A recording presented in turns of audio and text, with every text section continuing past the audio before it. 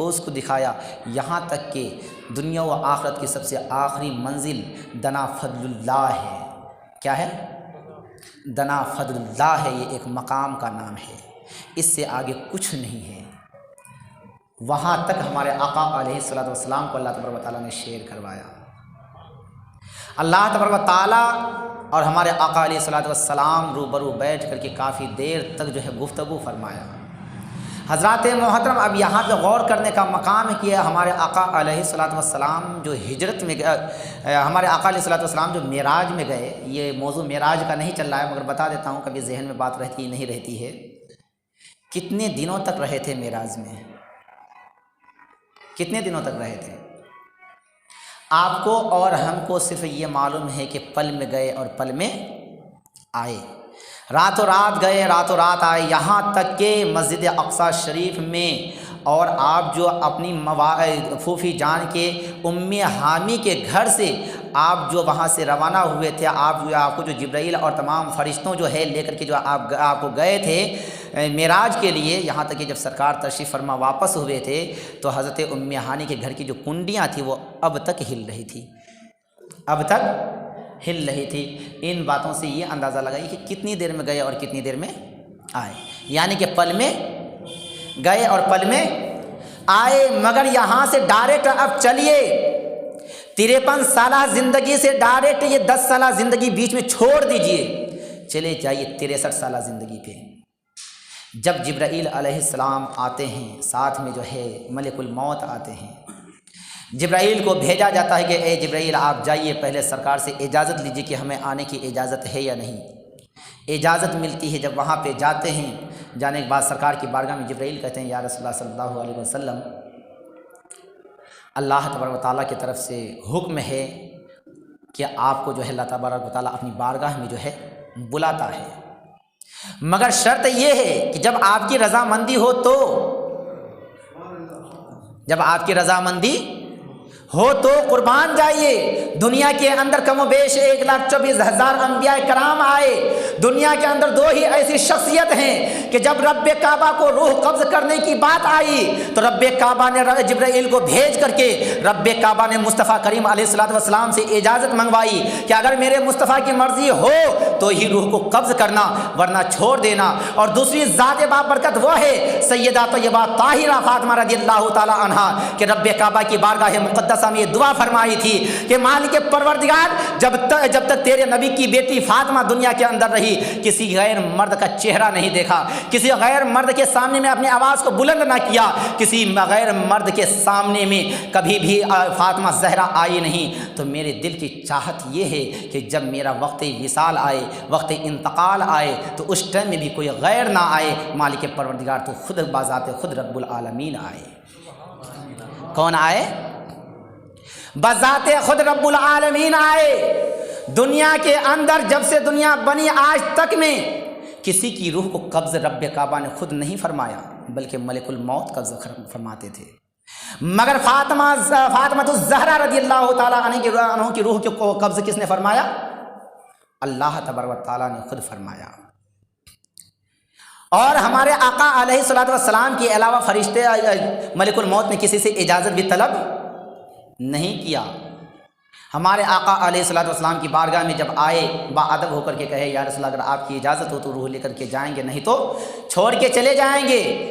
سرکار نے فرمایا جو رب کی مرضی وہ میری مرضی، مگر اے جبرائیل تھوڑا ایک سوال کا جواب تو دیتا جا، اے جبرائیل میرا ایک سوال کا جواب تو دیتا جا۔ کبھی ایک وقت میں ہم دونوں کے درمیان گفتگو ہوتے ہوتے میں نے تم سے پوچھا تھا کہ اے جبرائیل میری عمر کتنی ہے؟ اے جبرائیل میری عمر کتنی ہے؟ تو اے جبرائیل تو نے تو میری عمر 90 سال بتائی تھی۔ کتنے سال بتائی تھی؟ 90 سال بتائی تھی، ابھی 63 ہی ہوئی ہے۔ ابھی جو ہے ملک الموت آ چکے ہیں، دربار میں چوکھٹ پہ جو ہے دستک دے چکے ہیں۔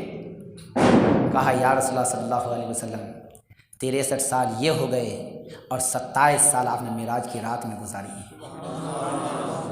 27 سال آپ نے معراج کی رات معراج میں گزاری، یعنی کہ 27 سال تک رب کعبہ کے حبیب اعظم علیہ الصلوۃ والسلام رب کعبہ کی بارگاہ میں رہے، مگر دنیا نے دیکھا کیا کہ پیغمبر اعظم علیہ الصلوۃ والسلام پل میں گئے پل میں آئے، دنیا کو کوئی خبر نہ ملی۔ مگر اے مسلمانوں یاد رکھ لینا کہ جب رب کعبہ کے حبیب اعظم علیہ الصلوۃ والسلام 27 سالہ زندگی کو معراج کی رات میں گزار کر کے بھی پل میں، یعنی کہ راتوں رات جانا اور آنا ثابت ہو سکتا ہے، اور دنیا کو یہ پتا چلا کہ راتوں رات گئے اور آئے، تو پھر آپ کو اور ہم کو یہ عقیدہ کیوں نہیں ہونا چاہیے کہ رب کعبہ ہمیں زندہ کرنے پہ قادر ہے، رب کعبہ ہمیں مارنے پہ قادر ہے، رب کعبہ حساب و کتاب لینے پر قادر ہے، رب کعبہ ہمیں جزا اور سزا دینے پر قادر ہے، کیونکہ رب کعبہ ہی تو اس کائنات عالم کو جنم دینے والا ہے، اور رب کعبہ ہی اگر ہمیں سزا دیتا ہے یہ اس کا عدل ہے، اگر ہمیں وہ جنت میں ڈالتا ہے یہ اس کی کریمی شان ہے۔ اگر رب کعبہ عدل کی حیثیت سے اور ہم چاہیں کہ عدل کی حیثیت سے ہم جنت میں داخل کر دیے جائیں تو قسم ہے رب کعبہ کی کہ ہم کبھی بھی جنت میں داخل نہیں کیے جا سکتے، کبھی بھی ہم جنت میں داخل نہیں کیے جا سکتے۔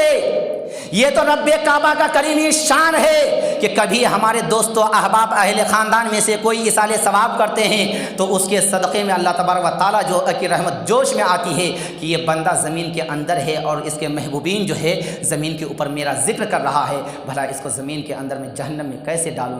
رب کی رحمت جوش میں آتی ہے، انہیں جہنم سے آزاد کر کے جنت میں داخل کر دیا جاتا ہے۔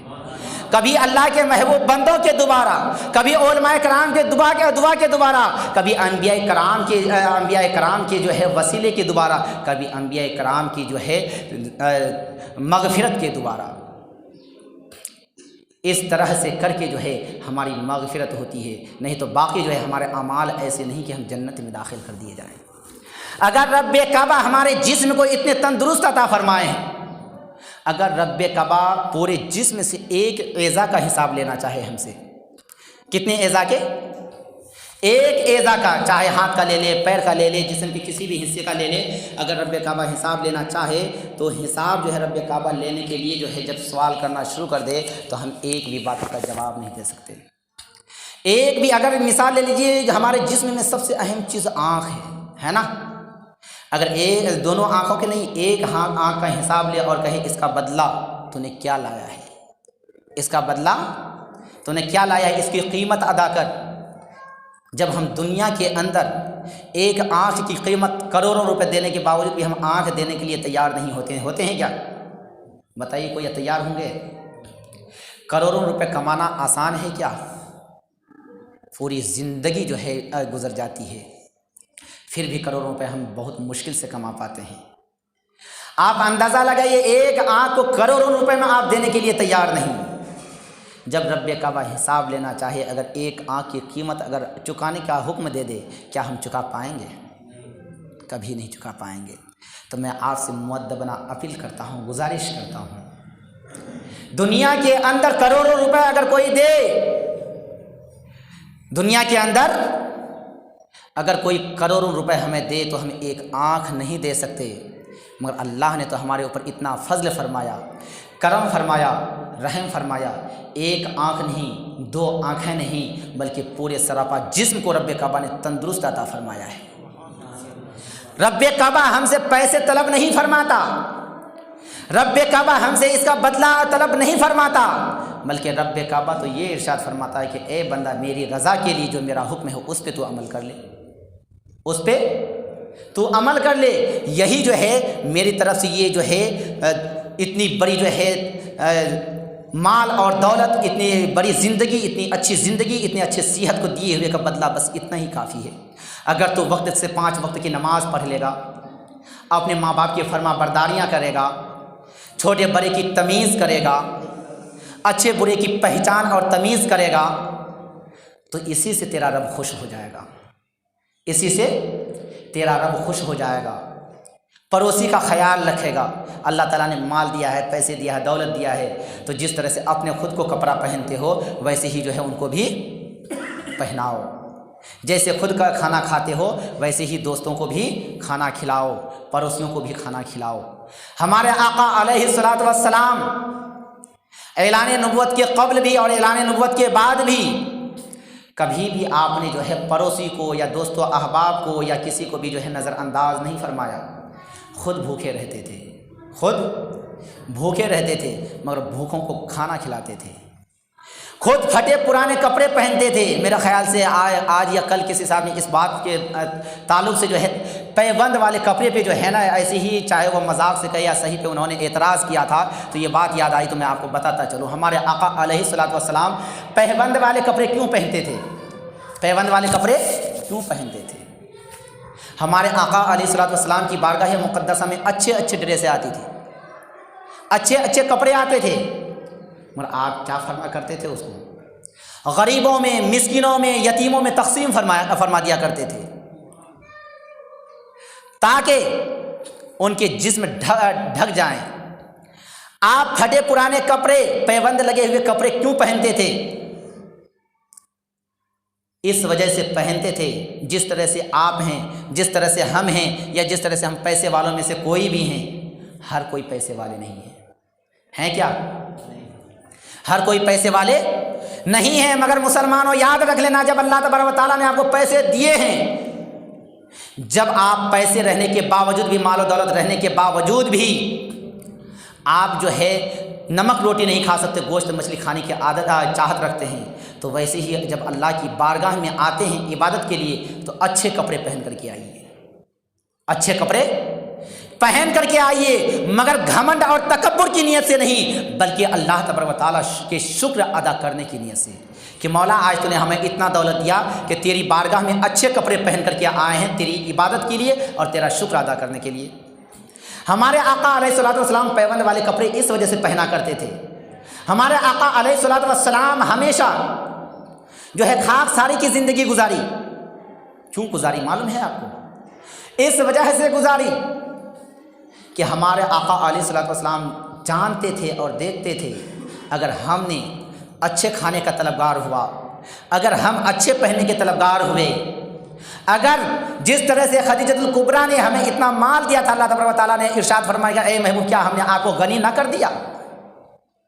कुरान मुक़द्दस की आयत करीमा की तर्जुमा है कि ए महबूब हमने आपको गनी ना कर दिया। आप खुद भूखे रहते थे मगर भूखों को खाना खिलाया करते थे। कभी आपके दरबार से जो आपकी चौखट से कोई भूखा जो है बगैर लिए हुए वापस नहीं गया, कोई भी साइल वापस नहीं गया। जब आपके पास कुछ था ही नहीं तो आप देते थे कहाँ से?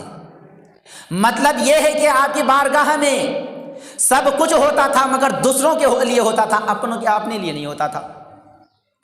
कपड़े जो आप जो है फटे पुराने पहनते थे, पैबंद लगे हुए पहनते थे, इस वजह से कि ताकि हमारे उम्मत मोहम्मदिया के गरीब गुरबा को कोई ताना ना दे सके, कोई अमीर ताना ना दे सके कि ए गरीबो तेरी औकात क्या है इस्लाम में, कि देखो हमारे आका अलैहिस्सलातु वस्सलाम अच्छे कपड़े पहना करते थे, अच्छे खाना खाया करते थे, पेट भर के खाना खाया करते थे, ऐश की ज़िंदगी गुजारा करते थे। इस वजह से हम अमीरों के लिए वो हमारे आका मोहम्मद रसूलुल्लाह हैं, हम अमीरों के लिए वो नबी बनकर आए हैं, हम बादशाहों के लिए अमीर बनकर के आए हैं। नहीं, बल्कि पैगंबर आज़म अलैहिस्सलातु वस्सलाम ने दुनिया को ये पैगाम दिया, ए दुनिया वालों मेरे पास माल था, दौलत थी, कुर्सी और हुकूमत थी, पूरी कायनात की सल्तनत रब्बे काबा ने मेरे कदमों में डाल दिया। मैं चाहता तो जो चाहता कर लेता, मैं जब चाहता हूँ तो देखो हम बड़े बड़े आदमियों को हमने अपने कदमों में झुकाया, हमने अपने ख़ानदानों के औलाद के कदमों में झुकाया। और ख़ानदान तो दूर की बात है, जो मेरे ख़ानदान के अलग भी है जिन्होंने अपने दिल को मेरे कदमों में झुका दिया, मैंने कायनात को उसके कदमों में झुका दिया, बड़े बड़े बादशाहों को उनके कदमों में झुका दिया। तो क्या मेरे पास कोई चीज़ की कमी थी? नहीं थी। फिर भी हमने पैबंद लगे हुए कपड़े को पहना ताकि मुझे देख करके जो गरीब आदमी होंगे, मजलूम होंगे, उनको कोई ताना ना दे सके कि पैगंबर आज़म अलैहिस्सलातु वस्सलाम नए कपड़े पहनते थे। पैगंबर आज़म अलैहिस्सलातु वस्सलाम जो है फटे पुराने कपड़े पे जो है पैबंद लगा करके नहीं पहनते थे।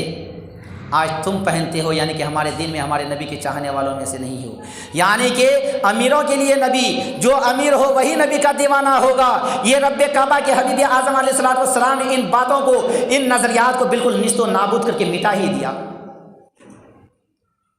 کہ اے امیروں، جب تمہیں اللہ تعالیٰ نے دولت دیا ہے تو اللہ کا شکر ادا کرو اور اس میں غریبوں مسکینوں یتیموں کا خیال رکھو، اور اے غریبوں، جب تمہارے اوپر کوئی بھی مصیبتوں کا سامنا ہو، جب ایک وقت کا کھانا نہ ملے، کپڑے اچھے نہ ملے پہننے کے لیے، تو مجھے یاد کر لیا کرو۔ کسے یاد کر لیا کرو؟ مجھ محمد صلی اللہ علیہ وسلم کو یاد کر لینا کہ دیکھو پیغمبر اعظم علیہ السلام کی بارگاہ مقدسہ میں سب کچھ رہنے کے باوجود بھی پھٹے پرانے کپڑے پہنتے تھے۔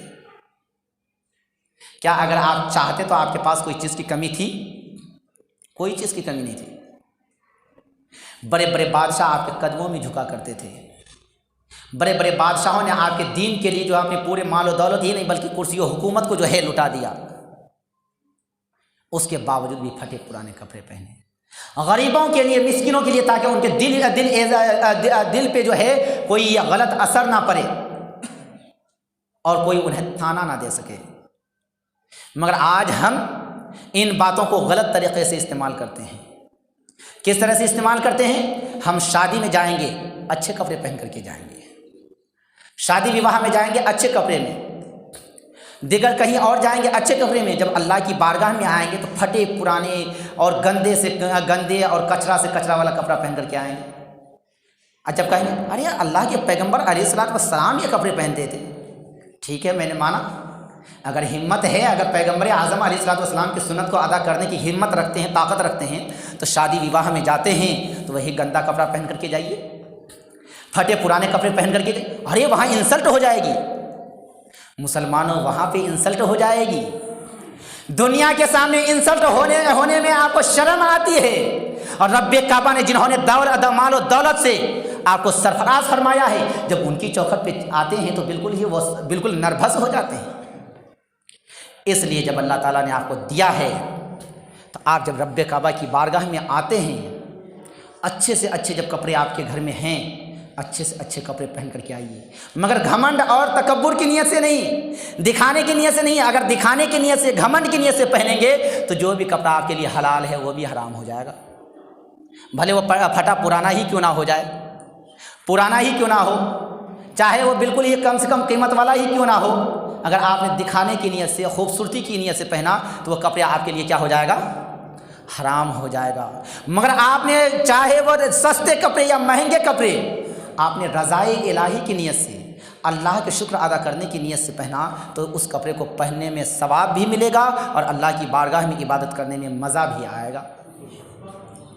لہذا حضرات محترم، وقت کافی جو ہے ہوتا جا رہا ہے اور جمعہ کا دن بھی ہے، آپ حضرات سے میں گزارش کرتا ہوں، التماس کرتا ہوں کہ جب یہ میلاد محفل میں ہم لوگ جو ہے شرکت کیے ہیں تو اس کا فائدہ ہم اٹھائیں، اس کا فائدہ ہم اٹھائیں۔ ہمارے آقا علیہ السلام نے فرمایا پڑوسی کا خیال رکھو، یہ نہیں کہا کہ مسلمانوں کا خیال رکھو، کہا کیا؟ نہیں، پڑوسی میں چاہے وہ کوئی بھی ہو ان کا خیال رکھو۔ جب تم سونے کے لیے جاتے ہو، اگر آپ کو معلوم ہے کہ پڑوسی غریب ہے تو ان کا جو ہے سب سے پہلے ایک بار ان سے پوچھ لیا کیجیے۔ سرکار کائنات صلی اللہ تعالیٰ علیہ وسلم کہ زوجہ محترمہ جو سب سے پیاری بیوی ہیں سیدہ عائشہ صدیقہ رضی اللہ تعالیٰ عنہا، جب آپ کھانا بناتی تھی اور جب آپ جو ہے سالن بناتی تھی تو سرکار فرماتے تھے کہ اے عائشہ اس میں تھوڑا پانی زیادہ کر کے ڈال دینا۔ کیا کر کے ڈال دینا؟ زیادہ کر کے ڈال دینا، شوربہ جو ہے بڑھا دینا۔ پتہ نہیں ہم لوگ کھائیں گے، اسی بیچ میں اگر کوئی بھوکا آ گیا، پیاسا آ گیا تو ان کا بھی خیال رکھنا ضروری ہے تاکہ بعد میں کوئی پریشانی نہ ہو، کھانا نہ گھٹے۔ لہٰذا جو ہے جب بھی ہم کھانا بناتے ہیں اپنی فیملی کے ہی مطابق نہ بنائیں، بلکہ ایک آدمی کا جو ہے کھانا اس طرح بنا لیں۔ پتہ نہیں آپ کی چوکھٹ پہ کون آ جائے اور کس حال میں آئے، کس صورت میں آئے، کس شکل میں آئے، کوئی پتہ نہیں ہے، کوئی پتہ نہیں ہے۔ میں آپ کو جو ہے یہ گنجا والا، اندھا والا اور کوڑ کی بیماری والا واقعات بتاتا اور ان کا حشر بعد میں کیا ہوا، وقت نہیں ہے، اور آپ تمامی حضرات سے یہی امید کرتے ہیں کہ اپنے آپس میں سرکار کی بارگاہ میں آئے ہیں، سرکار کی محفل میں آئے ہیں نا، آئے یا نہیں آئے ہیں؟ آئے ہیں۔ کیا سرکار کے محفل سے کوئی تحفہ آپ لوگ لے کر کے جانا چاہیں گے؟ تو ایک بار ہاتھ اٹھا کر کے کہہ دیجئے یا رسول اللہ۔ جن کا ہاتھ سلامت ہے نبی کے نام پہ ہاتھ اٹھا لیجئے، کہیے یا رسول اللہ۔ آج سے ایک وعدہ کیجئے، ہاتھ اٹھا کر کے رکھیے اگر سلامت ہے تو، بس 1-2 منٹ کی بات ہے، ہاتھ کو اٹھا کر کے رکھیے. آج سے یہ وعدہ کیجیے اللہ کے گھر میں اور محبوب اعظم صلی اللہ علیہ وسلم کی مجلس میں کہ آج سے ہم جھوٹ نہیں بولیں گے, آج سے ہم کسی کی غیبت نہیں کریں گے, آج سے ہم کسی کی چغل خوری نہیں کریں گے, چھوٹے بڑے کی تمیز کریں گے, ماں باپ کی عزت کریں گے, ان کی نافرمانی نہیں کریں گے, اللہ کے ہر حکم پہ عمل کریں گے, رسول اللہ صلی اللہ تعالیٰ علیہ وسلم کے ہر فرمان پہ کوشش کریں گے کہ ہم اس پہ عمل کریں, سنت مصطفیٰ پہ عمل کرنے کی کوشش کریں گے. اب ہاتھ کو جو ہے نیچے کر دیجیے. اللہ تبارک و تعالیٰ کی بارگاہ میں دعا ہے کہ اٹھے ہوئے ہاتھوں کو اپنی بارگاہ میں قبول فرمائے.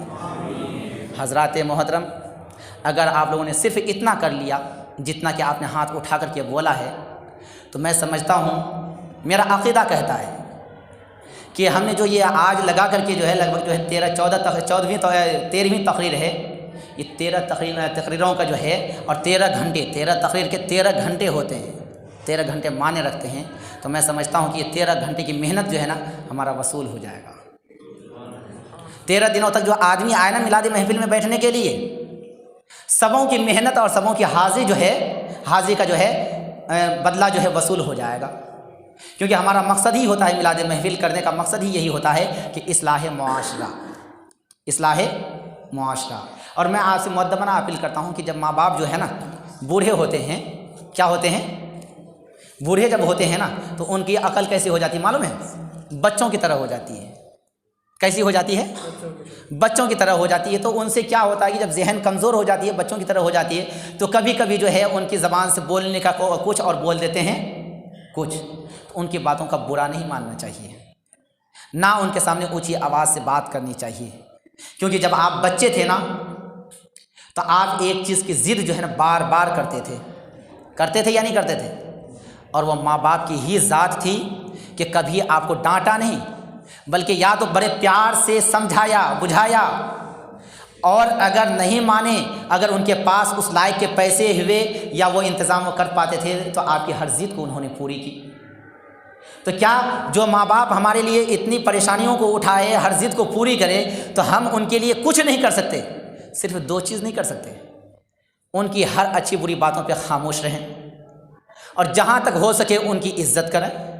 یہ 2 کام نہیں کر سکتے ہیں کیا؟ انہوں نے جب ہمارے لیے اتنا کیا تو ہم اتنا تو ضرور کر سکتے ہیں. لہٰذا میں آپ سے مؤدبانہ اپیل کرتا ہوں کہ آپ ماں باپ کی خوب عزت کیجیے, جہاں جتنا زیادہ سے زیادہ ہو سکتا ہے. 5 وقت کی نماز ادا کیجیے, چھوٹے بڑے کی تمیز کیجیے, اور کن کے سامنے کیا بولنا ہے اس کا خیال رکھیے. اور ساتھ میں جو چاہے وہ بڑے ہیں, بوڑھے ہیں, نوجوان ہیں, بچے ہیں, سب سے مؤدبانہ اپیل ہے کہ جب پیغمبر اعظم علیہ الصلوۃ والسلام کو اعلان نبوت کا جو ہے حکم نہیں ہوا تھا, بلکہ نبوت کے جو ہے آثار نظر آ گئے تھے, اور قرآن مقدس کی جب پہلی آیت کریمہ آئی تھی, نازل ہوئی تھی رب کعبہ کے حبیب اعظم علیہ الصلوۃ والسلام کے اوپر, تو کیا آئی تھی؟ اقرا. کیا آئی تھی؟ اقرا, یعنی کہ پڑھو. کیا آپ لوگ پڑھیں گے؟ دینی تعلیم آپ لوگ حاصل کریں گے؟ بولیے انشاءاللہ تعالی. اللہ تبارک و تعالیٰ کے فرمان کو ہمیں عمل کرنے کی توفیق عطا فرمائے. استغفر اللہ ربی من کل ذنب واتوب الیہ. میں اگر مالک پروردگار مجھے بولنے میں, آپ حضرات کو سننے میں کسی بھی قسم کی غلطیاں ہوئی ہو تو اللہ تعالیٰ کی بارگاہ مقدسہ میں ہم صدق دل سے توبہ استغفار کرتے ہیں, اور رب کعبہ کی بارگاہ میں جو ہے دعا کرتے ہیں کہ سب سے پہلے اس بیان سے مجھے خود کو عمل کرنے کی توفیق عطا فرمائے, میرے بعد میرے تمام مسلمان بھائی بہنوں کو عمل کرنے کی توفیق و رفیق عطا فرمائے. استغفر اللہ ربی من کل ذنب واتوب الیہ. السلام علیکم ورحمۃ اللہ وبرکاتہ. صلاۃ و سلام کے لیے کھڑے ہو جائیے.